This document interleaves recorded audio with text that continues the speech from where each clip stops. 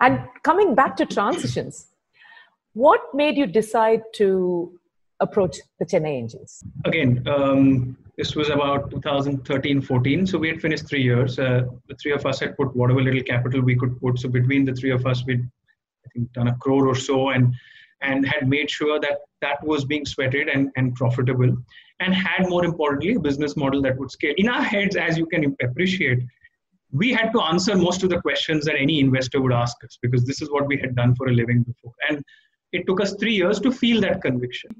So today we own around 250 megawatts of solar plants, if you think about it, which we own as well, right? So our model is twofold. So Fourth Partner Energy is one of the largest CNI solar players. What we do is, for our customers, we build solar plants at their premises or off their premises to supply clean green power, and that to solar power to them. On site, we are India's largest player. Off site, we've just recently initiated, but the same set of customers get this supply as well. And now we are embarking with these same customers to our international markets as well. Our model is customer centric. What we tell to our customers is, you tell us how you want to package this. We are an engineering firm. We are going to build this for you. We're going to service this for you. Do you want us to put financing alongside? We've never approached this saying, I want to own a plant. Do you want to buy power or not? This is not how we've approached it. And so if there are certain customers who believe they want to own the plant, we welcome that. We said we will do everything for you on that front. But the model, as you can appreciate, increasingly is where the customers are saying, I'd rather just buy power from you. You own and manage the plant and take care of it. So in that model, we own almost 250 megawatts out of a total track record of almost 350 odd megawatts that we've done till date. A megawatt is roughly around 4 crores or so. So that's about 1,000 crores of project finance that we have deployed, right?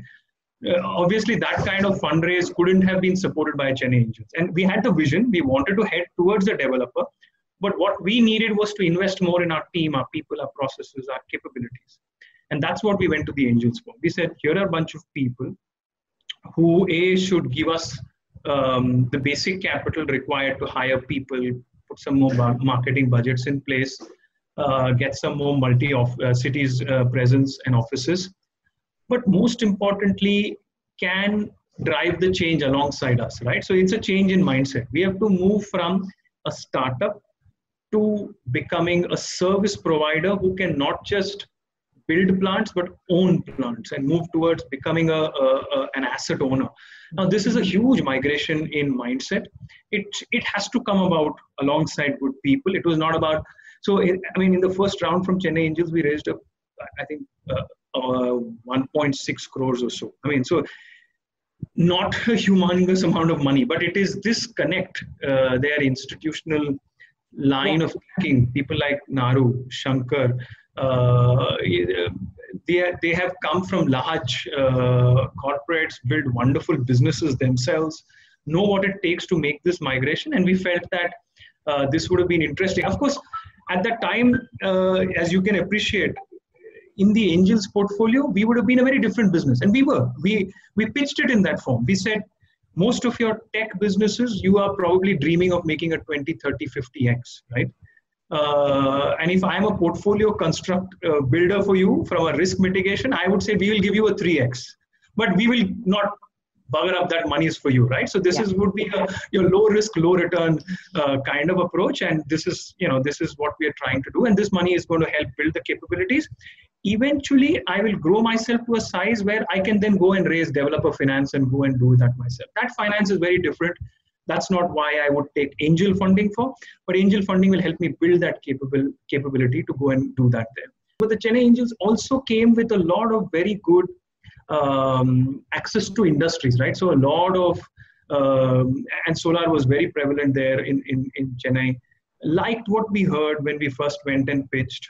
Took us a long time. We got rejected promptly in the first couple of months.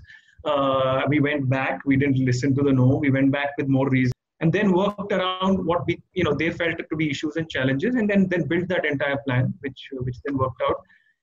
It is this.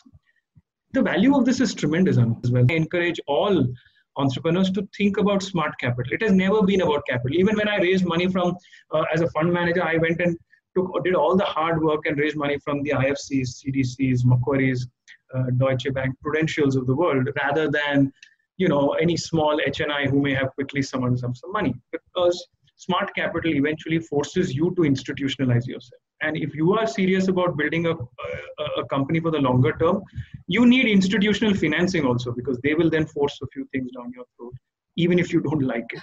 Yeah. Thankfully for us, I think that journey was fabulous. Chennai Angels were with us 3-4 years, and we had a great time with them. And they were, of course, good, I would say, good positive tension across every board meeting. We would go into board meetings fully equipped, knowing fully well that people like Naru or Shankar are going to ask tough questions and are going to make us want to give these justifications. But I think, and I hope they will also concur to what I'm saying, that at every instance we erred on the side of being more responsive, giving them full disclosures, giving them a heads up on where issues would lie. It was not about a legal agreement that said I need concurrence on point A, B, and C. It was always about what I think is relevant that the investor should know, and he should get a message, and he should know that I'm trying to get down that lane. And if he has a different thought, he will tell me right there and right then. It's a mentoring relationship. It's not a, it's his money at the end of the day.